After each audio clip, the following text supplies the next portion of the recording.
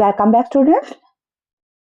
आज हम पढ़ने वाले हैं एनसीईआरटी का पाठ उपभोक्तावाद की संस्कृति, जो कि 9th क्लास की हिंदी की बुक में शामिल किया गया है और डीबीएससी के सिलेबस में भी शामिल है। ये एक निबंध है बेसिकली, जो कि हमें बाजारवाद के खिलाफ आगाह करता है। पाठ में खुद जो लेखक हैं वो लिखते हैं कि निबंध जो है बाजार की गिरफ्त में आ रहे समाज की वास्तविकता को प्रस्तुत करता है, यानी कि हम लोग जो बाजार के गुलाम बनते जा रहे हैं, इस हकीकत को ये पाठ, ये निबंध कहीं ना कहीं सबके सामने लाता है। लेखक का मानना है कि हम विज्ञापन की चमक दमक की वजह से चीजें खरीदने के लिए बेचैन हो जाते हैं। हम क्वालिटी नहीं देखते हैं, हम विज्ञापन देख करके इंप्रेस हो जाते हैं। इस निबंध के लेखक हैं श्यामा चरण दुबे जी। इनका जन्म सन 1922 में मध्य प्रदेश के बुंदेलखंड क्षेत्र में हुआ था। नागपुर विश्वविद्यालय से इन्होंने मानव विज्ञान में पीएचडी किया था और भारत के अग्रणी समाज वैज्ञानिक रहे हैं। इनका देहांत सन 1996 में हो गया था। तो चलिए हम लोग पाठ शुरू कर लेते हैं बेटे। पाठ का नाम है उपभोक्तावाद की संस्कृति। तो चलिए शुरू करते हैं इसको। धीरे धीरे सब कुछ बदल रहा है। एक नई जीवन शैली अपना वर्चस्व स्थापित कर रही है। वर्चस्व यानी कि अपना होल्ड बना रही है इस प्रकृति या मार्केट के ऊपर, इस हमारे जीवन के ऊपर। एक नई तरह का लाइफस्टाइल बनता चला जा रहा है। धीरे धीरे सब कुछ बदल रहा है और ये जो नया लाइफस्टाइल बनता जा रहा है, उसके साथ आ रहा है एक नया जीवन दर्शन, एक नई तरह की लाइफ के लिए फिलोसफी आ रही है, उपभोक्तावाद का दर्शन। मतलब हम सब कंज्यूमर बन गए हैं, अपने आप में हम लोगों के ऊपर कंज्यूमरिज्म हावी हो चुका है। उत्पादन बढ़ाने पर जोर है चारों ओर, यानी कि चारों तरफ इस बात पर जोर है कि ज्यादा से ज्यादा प्रोडक्शन कीजिए। ये उत्पादन आपके लिए है। किसके लिए? आपके लिए, मेरे लिए। ये उत्पादन हम सब के लिए है, जो चारों तरफ बढ़ चढ़ के किया जा रहा है। आपके भोग के लिए है, आपके सुख के लिए। यानी कि ये सारा का सारा जो उत्पादन हो रहा है वो इसलिए हो रहा है कि आप इसको भोगें, इसका सुख लें। सुख की व्याख्या बदल गई है। पहले सुख कोई और होता था, अब सुख की व्याख्या बदल गई है, सुख की परिभाषा बदल गई है, सुख के मायने बदल गए हैं। उपभोग भोग ही सुख है। आज हमारे पास 100 संसाधन नहीं है तो हम अपने आप को दुखी महसूस करते हैं। एक सूक्ष्म बदलाव आया है नई स्थिति में। जो नई स्थिति बनी है इसमें बड़ा ही बारीक सा बदलाव आया है। वो क्या है? उत्पाद तो आपके लिए है, पर आप ये भूल जाते हैं कि जाने अनजाने आज के माहौल में आपका चरित्र भी बदल रहा है और आप उत्पाद को समर्पित होते जा रहे हैं। यहाँ पर लेखक कहती हैं कि बेशक ये उत्पाद आपके लिए है, आप में खुद लेखक भी शामिल है, यानी कि हम सबके लिए शामिल है, लेकिन हम कहीं ना कहीं ये बात भूल जाते हैं कि जाने अनजाने हमारा अपना चरित्र बदल रहा है, हमारी अपनी आदतें बदल रही हैं और हम इस उत्पाद के लिए पूरी तरह से डेडिकेटेड होते चले जा रहे हैं। जिस चीज का विज्ञापन जितना ज्यादा इंप्रेसिव होगा, हम उसको पाने के लिए उतने ज्यादा बेचैन होंगे। तो विलासिता की सामग्रियों से बाजार भरा पड़ा है। विलासिता की सामग्रियां मतलब लग्जरियस आइटम्स, उनसे बाजार भरा पड़ा है, जो आपको लुभाने की जी तोड़ कोशिश में निरंतर लगी रहती है। यानी कि बाजार में ऐसी चीजें भरी हुई हैं, बाजार में ऐसी चीजें अवेलेबल हैं जो लगातार हमें लुभाने के लिए, हमें अट्रैक्ट करने के लिए कोशिश करती रहती है। दैनिक जीवन में काम आने वाली वस्तुओं को ही लीजिए। जो डेली यूज में काम आती है चीजें, उनको ही ले लेते हैं। टूथपेस्ट चाहिए, ये दांतों को मोती जैसा चमकीला बनाता है, ये मुंह की दुर्गंध हटाता है, ये मसूड़ों को मजबूत करता है और ये पूर्ण सुरक्षा देता है। यानी कि अलग अलग जो विज्ञापन आते हैं उनके बारे में लेखक ने यहाँ पर लिखा है कि किसी टूथपेस्ट का विज्ञापन आता है, उसमें बताया जाता है कि वो टूथपेस्ट दांतों को मोती जैसा चमकीला बनाता है। फिर कोई दूसरा टूथपेस्ट का ऐड आता है, उसमें बताया जाता है कि मुंह की दुर्गंध हटा देता है वो टूथपेस्ट। तीसरे किसी पेस्ट का ऐड आता है, वो कहता है कि वो मसूड़ों को मजबूत करता है और पूर्ण सुरक्षा देता है। इस सब करके 2-3-4 पेस्ट अलग अलग करते हैं। ये सब करके जो 3-4 पेस्ट अलग अलग विज्ञापन आते हैं, किसी पेस्ट का मैजिक फॉर्मूला है, कोई बबूल या नीम के गुणों से भरपूर है, कोई ऋषि मुनियों द्वारा स्वीकृत तथा मान्य वनस्पति और खनिज तत्वों के मिश्रण से बना। मतलब हर किसी की जो क्वालिटी बताई जाती है हर पेस्ट की, उनको यहाँ पर लेखक ने मेंशन किया है कि पहला जो है ये तो मान्य वनस्पति से खनिजों के तत्वों से बना हुआ है, कोई बबूल या नीम के गुणों से भरा हुआ है, कोई मैजिक फॉर्मूला है। तो जो चाहे चुन लीजिए। यदि पेस्ट अच्छा है तो ब्रश भी अच्छा होना चाहिए। आपको जैसी क्वालिटीज चाहिए आप वैसा पेस्ट चुन सकते हैं, लेकिन आप अच्छा पेस्ट लेंगे तो आपको अच्छा ब्रश भी लेना पड़ेगा। आकार, रंग, बनावट, पहुंच और सफाई की क्षमता में अलग अलग एक से बढ़कर एक आजकल मार्केट में इतनी तरह के ब्रश अवेलेबल हैं और हर कोई ये दावा करता है कि वो पूरा मुंह को साफ करता है। मुंह की दुर्गंध से बचने के लिए माउथ वॉश भी चाहिए। मुंह में बदबू आ रही है तो माउथ वॉश भी चाहिए। सूची और लंबी भी हो सकती है, सूची और मतलब लिस्ट जो है सामान की और भी लंबी हो सकती है, पर इतनी चीजों का ही बिल काफी बड़ा हो जाएगा। इतनी चीजों का बिल ही इतना हो जाएगा कि हम लोग जो सामान लेने गए हैं उससे बजट कई गुना हो जाएगा, क्योंकि आप शायद बहुविज्ञापित और कीमती ब्रांड खरीदना ही पसंद करेंगे, क्योंकि आप उन चीजों को ही पसंद करेंगे खरीदना जिनका बहुत विज्ञापन आता हो और जो बहुत कीमती ब्रांड हो। तो सौंदर्य प्रसाधनों की भीड़ तो चमत्कृत कर देने वाली। कॉस्मेटिक्स होते हैं, कॉस्मेटिक्स खरीदने वाली जो भीड़ होती है वो तो और हैरान कर देती है। हर माह उसमें नए नए उत्पाद जुड़ जाते हैं। हर महीने कुछ नए कॉस्मेटिक्स आ जाते हैं मार्केट में। साबुन ही देखिए, अभी साबुन का एग्जांपल लेते हैं। ऐसे ही एक में हल्की खुशबू है, दूसरे में तेज। एक कोई साबुन है उसमें हल्की खुशबू आती है, कोई दूसरा है उसमें तेज खुशबू आती है। एक दिन भर आपके शरीर को तरोताजा रखता है, दूसरा पसीना रोकता है, तीसरा जर्म से आपकी रक्षा करता है। यहाँ 3 साबुन की बात की गई है। पहला है वो शरीर को तरोताजा रखता है, दूसरा जर्म से रक्षा करता है और तीसरा जो है वो पसीना रोकता है। तो ये लीजिए, सिने स्टार्स के सौंदर्य का रहस्य उनका मनपसंद साबुन। सिने स्टार्स को दिखा दिया, फिल्म स्टार्स को दिखा दिया किसी साबुन के ऐड में, तो हम लोग मान लेते हैं कि ये उनका मनपसंद साबुन होगा। सच्चाई का अर्थ समझना चाहते हैं तो ये लीजिए। शरीर को पवित्र रखना चाहते हैं तो ये लीजिए शुद्ध गंगा जल से बनी साबुन। मतलब साबुन के लिए किस तरीके से आपको बहकाया जाता है कि ये साबुन इसमें ये क्वालिटीज है, आप इसे लीजिए। चमड़ी को नर्म रखना है तो ये लीजिए, महंगी है पर आपके सौंदर्य में निखार ला देगी। जैसे महंगे साबुन होते हैं, जो ब्यूटी सोप होते हैं थोड़े महंगे होते हैं, लोग उनको भी खरीद रहे होते हैं। संभ्रांत महिलाओं की ड्रेसिंग टेबल पर 30-30 हजार की सौंदर्य सामग्री होना तो मामूली बात है। वो कहते हैं जो अच्छे घरों की महिलाएं हैं उनके घर की ड्रेसिंग टेबल पर 30-30 हजार की सौंदर्य सामग्री यानी कि कॉस्मेटिक्स होना एक आम बात है। पेरिस से परफ्यूम मंगाइए, इतना ही और खर्च हो जाएगा। ये प्रतिष्ठा चिन्ह है। अगर आपको पेरिस से परफ्यूम मंगाना है तो जितने का परफ्यूम होगा उतना ही उसे लाने के लिए आप ट्रांसपोर्ट का चार्ज भी दे देंगे। तो समाज में आपकी हैसियत जताते हैं आप इस तरीके से खर्च करके।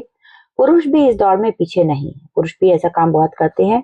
पहले उनका काम साबुन और तेल से चल जाता था। पहले क्या होता था, पुरुष जो होते थे साबुन से नहा लेते थे, तेल लगा लेते थे, उनका काम खत्म हो जाता था। आफ्टर शेव और कोलोन बाद में आए। कोलोन, आफ्टर शेव, ये चीजें बाद में जुड़ी और अब तो इस सूची में दो दर्जन चीजें और जुड़ गई। अब तो जेंट्स भी पुरुष भी बहुत से मेकअप प्रोडक्ट इस्तेमाल करने लग गए हैं। तो यहाँ पर ये लिस्ट बढ़ गई है बेटे। आगे है सामग्री। छोड़िए इस सामग्री को छोड़िए। वस्तु और परिधान की दुनिया में आइए। वस्तु यानी कि चीजों की दुनिया में आइए, परिधान यानी कपड़ों की दुनिया में आइए। जगह जगह बुटीक खुल गए हैं, नए नए डिजाइन के परिधान बाजार में आ गए। नए बहुत सारे बुटीक खुल गए हैं मार्केट में। रेडीमेड कपड़ों का डिजाइन आ चुके होते हैं बाजार में। ये ट्रेंडी है और महंगे भी। जो बाजार में मिल रहा है वो ट्रेंडी भी है, महंगा भी है। पिछले वर्ष के फैशन इस वर्ष, शर्म की बात है। जो पिछले साल फैशन किया था वो इस साल भी इस्तेमाल कर लें, ये तो शर्म की बात है। इस साल तो हम नया लेंगे, ऐसा विचार बनने लगा है। घड़ी पहले समय दिखाती थी, उससे यदि यही काम लेना होता तो 400-500 में मिल जाएगी। मतलब घड़ी जो है उससे हम केवल टाइम देखते हैं। अगर सिर्फ टाइम देखने का काम करना है किसी को तो घड़ी 400-500 में मिल जाएगी, है ना। हैसियत जताने के लिए आप 50-60 हजार में से लेकर के लाख 1.5 लाख की घड़ी भी पहन सकते हैं। लेकिन अगर आपको हैसियत जतानी है तो आप लाख 1.5 लाख की घड़ी भी पहन सकते हैं, 50-60 हजार की घड़ी भी पहन सकते हैं, वरना टाइम तो 500 रुपए वाली घड़ी भी दिखाती है। संगीत की समझ हो या नहीं, कीमती म्यूजिक सिस्टम जरूरी है। बीच में एक दौर आया था बेटे कि जब कोई ना कोई म्यूजिक सिस्टम घर में रखना, ड्राइंग रूम में सजा करके एक ट्रेंड हुआ करता था, जरूर सजा करके लोग रखा करते थे। तो कहते हैं कि गीत संगीत आता हो या ना आता हो, म्यूजिकल इंस्ट्रूमेंट सजा करके रखना जरूरी है। कोई बात नहीं है यदि आप उसे ठीक तरह नहीं चला सके, अगर आप ठीक से चलाना नहीं जानते हैं किसी म्यूजिकल इंस्ट्रूमेंट को तो भी कोई फर्क नहीं पड़ता है। कंप्यूटर काम के लिए तो खरीदे ही जाते हैं, महज दिखावे के लिए उन्हें खरीदने वालों की संख्या भी कम नहीं है। एक टाइम ऐसा भी था बेटे कि कंप्यूटर काम के लिए खरीदे जाते थे, लेकिन साथ साथ दिखावे के लिए भी खरीदे जाते थे कि हमारे घर में कंप्यूटर है। खाने के लिए 5 सितारा होटल है, 5 स्टार होटल है जहां हम खाना खा सकते हैं। वहां तो अब विवाह भी होने लगे हैं, अब शादियां भी वहीं होने लगी हैं। बीमार पड़ने पर 5 सितारा अस्पतालों में आइए, जो आजकल हॉस्पिटल है बेटे, वो भी ऑलमोस्ट 5 स्टार लगते हैं। तो सुख सुविधाओं और अच्छे इलाज के अतिरिक्त ये अनुभव काफी वर्ष तक चर्चा का विषय भी रहेगा। पढ़ाई के लिए 5 सितारा पब्लिक स्कूल है, यानी कि आप अगर कभी बीमार पड़ते हैं, किसी 5 स्टार टाइप किसी हॉस्पिटल में जाते हैं, तो ये लंबे टाइम तक चर्चा का विषय रहेगा। इनके अलावा हॉस्पिटल्स के अलावा पढ़ाई के लिए 5 स्टार पब्लिक स्कूल भी हैं। शीघ्र ही शायद कॉलेज और यूनिवर्सिटी भी बन जाए, बहुत जल्दी कॉलेज और यूनिवर्सिटी बन जाएंगे 5 स्टार। भारत में तो यह स्थिति अभी नहीं आई, पर अमेरिका और यूरोप के कुछ देशों में आप मरने से पहले ही अपने अंतिम संस्कार और अनंत विश्राम का प्रबंध भी कर सकते हैं एक कीमत पर। जिस वक्त लेखक ने ये पाठ लिखा होगा बेटे, उस टाइम शायद ये चीज यहाँ पर भारत में ना आई हो कि लोग अपने अंतिम संस्कार के लिए पैसे बुक कराते थे, लेकिन यहाँ पर अब 3-4 साल से हम लोग को देख पा रहे हैं कि अपना अंतिम संस्कार कराने का प्रोविजन लोग अपने जीते जी ही कर लेते हैं। आपकी कब्र के आसपास सदा हरी घास रहेगी, मतलब ऐसे डिजाइन किया जाएगा आपकी कब्र को कि वहां हमेशा पूरा साल घास रहेगी, मन चाहे फूल होंगे, चाहे तो वहां फव्वारे होंगे और मंद ध्वनि में निरंतर संगीत भी। आप चाहे तो वहां पर फूल भी हो सकते हैं, फव्वारे भी लगा दिए जाएंगे वहीं पर, और साथ में मंद गति से बजता हुआ संगीत भी वहां हो सकता है, लेकिन उन सब के लिए आपको पे करना पड़ेगा। कल भारत में भी ये संभव हो सकता है, हो चुका है बेटे, अमेरिका में जो आज हो रहा है, कल वो भारत में भी आ सकता है। जो चीजें अमेरिका में हो रही हैं वो भारत में भी हो सकती हैं। प्रतिष्ठा के अनेक रूप होते हैं, प्रतिष्ठा के सम्मान के बहुत सारे रूप होते हैं, चाहे वे हास्यास्पद ही क्यों ना हो, चाहे कोई हास्यास्पद रूप ही क्यों ना हो, प्रतिष्ठा देने का किसी को, वो भी एक रूप होता है। ये है एक छोटी सी झलक उपभोक्तावादी समाज की, मतलब यहाँ पर हमने पढ़ा उपभोक्तावादी समाज के बारे में।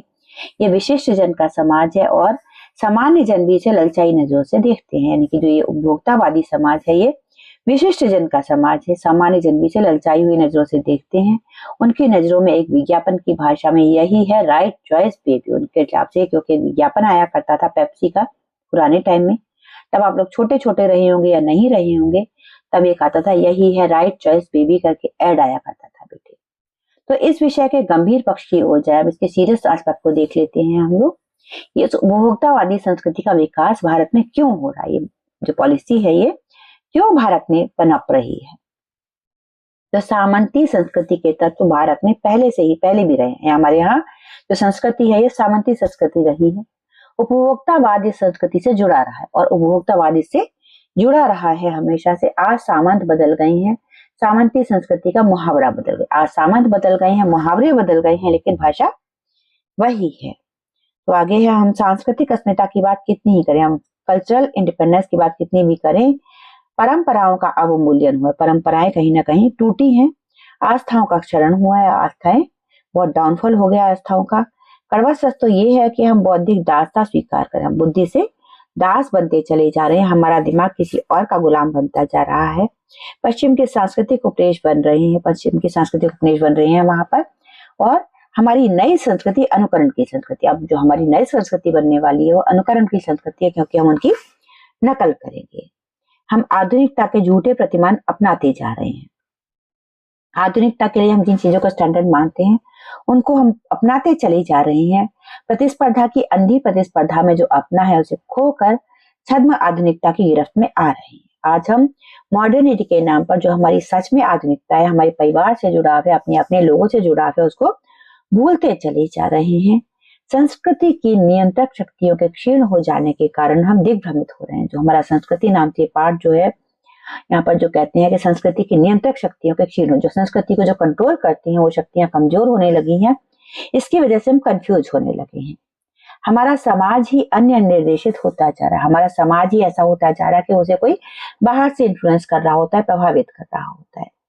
तो विज्ञापन और प्रसार के सूक्ष्म तंत्र हमारी मानसिकता बदल रहे हैं। विज्ञान की वजह से, विज्ञापन की वजह से, प्रसार की वजह से हमारे माइंडसेट बदल रहे हैं। उनमें सम्मोहन की शक्ति है, वशीकरण की। शायद ये वशीकरण कर लेते हैं, सम्मोहित कर लेते हैं ये विज्ञापन।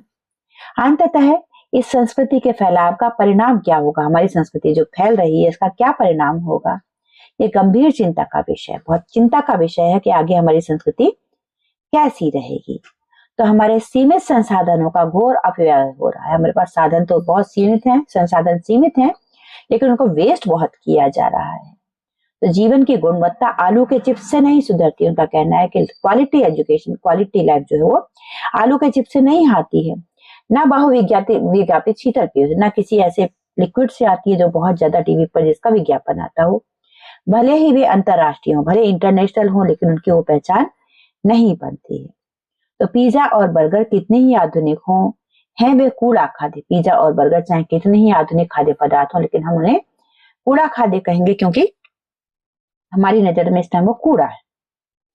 तो समाज में वर्गों की दूरी बढ़ रही है, समाज में वर्ग एक दूसरे से दूर जा रहे हैं, सामाजिक सरोकारों में कमी आ रही है, समाज में एक दूसरे पर निर्भरता भी कम हो रही है। जीवन स्तर का ये बढ़ता अंतर आक्रोश और अशांति को जन्म दे रहा है। जैसे जैसे लाइफस्टाइल बढ़ रहा है, हम लोगों की हायर लाइफस्टाइल जा रही है, तो अड़ोसी पड़ोसी जो है उनका इंटॉलरेंस बढ़ रहा है, बर्दाश्त करने की क्षमता खत्म हो रही है उनकी, और दूरी बढ़ती चली जा रही है। आगे, हाँ, जैसे जैसे दिखावे की ये संस्कृति फैलेगी, सामाजिक अशांति भी बढ़ेगी। जैसे जैसे दिखावे की टेंडेंसी बढ़ेगी लोगों के अंदर, ये सामाजिक अशांति को भी वो लोग फैलाएंगे। हमारी सांस्कृतिक अस्मिता को हास तो हो ही रहा है, हमारी सांस्कृतिक पहचान जो है उसको तो नुकसान पहुंचा ही रहे हैं ये लोग। हम लक्ष्य भ्रम से भी पीड़ित, हमें लक्ष्य भी नहीं पता है कि हमारा लक्ष्य क्या है। विकास के विराट उद्देश्य पीछे हट रहे हैं, जो हमारे विकास के उद्देश्य हैं वो पीछे हट रहे हैं। हम झूठी तुष्टि के तात्कालिक लक्ष्यों को पीछा कर रहे हैं, झूठी तुष्टि के लिए इमीडिएट रिजल्ट का पीछा कर रहे हैं। तुरंत हमें कुछ ऐसा मिल जाए जिससे हम खुश हो जाए। तो मर्यादाएं टूट रही हैं, नैतिक मानदंड ढीले पड़ रहे हैं, व्यक्ति केंद्रिकता बढ़ रही है, लोग सेल्फ सेंटर्ड होते चले जा रहे हैं, स्वार्थ परमार्थ पर हावी हो रहा है, अब लोग स्वार्थी हो गए हैं, भोग की आकांक्षाएं आसमान को छू रही हैं। किस बिंदु पर रुकेगी ये भीड़, यानी कि भीड़ है पूरी की पूरी जो चाहती है कि आसमान तक उनकी आकांक्षाएं हैं, लेकिन वो कैसे रुकेगी ये भीड़, कैसे कम होगा, ये चिंता का विषय है। गांधी जी ने कहा था कि हम स्वस्थ सांस्कृतिक प्रभावों के लिए अपने दरवाजे खिड़कियां खुले रखें, हम अपने दरवाजे खिड़कियां खुले रखें ताकि हमें स्वस्थ सांस्कृतिक प्रभाव हम पर पड़े, यानी कि हमें आसपास का खबर लगती रहे, पर अपनी बुनियाद पर कायम रहे। अपनी बुनियाद पर आपको कायम रहना है, अपनी बुनियाद से डगमगाना नहीं है। तो उपभोक्तावाद संस्कृति जो है हमारी सामाजिक नींव को ही हिला रही है। ये एक बड़ा खतरा है, भविष्य के लिए एक बड़ी चुनौती है। तो ये था पाठ आपका उपभोक्तावाद की संस्कृति, जो मैंने आपको पढ़ा दिया है और शेयर कर दूंगी। आप लोग इसको अपनी सहूलियत के हिसाब से कर सकते हैं। जब कल आप इसको सुबह पढ़ लेंगे तो आपके लिए मैं शाम को वीडियो बनाऊंगी जिसमें इस लेसन के क्वेश्चन आंसर डिस्कस करूंगी बेटे। इन सबको आप अपनी नोटबुक में लिखेंगे और जिस दिन आप वेरी फर्स्ट डे स्कूल आएंगे उस दिन अपनी हिंदी की नोटबुक लेकर के आएंगे। ये कॉपी आपकी चेक होगी और इसकी मार्किंग होगी। तो अभी तक पूरे पाठ में अगर कहीं कोई ऐसी चीज है जो आपको समझ में नहीं आई है तो आप कमेंट सेक्शन में पूछ सकते हैं। चैनल सब्सक्राइब नहीं किया है अभी तक तो कर लीजिए, आपके एग्जाम में ये पार्ट जरूर आएगा, इसमें से कम एक क्वेश्चन आएगा। तो चैनल आपने अगर सब्सक्राइब नहीं किया है तो अब कर लीजिए। Have a great day ahead. जय हिंद, जय भारत।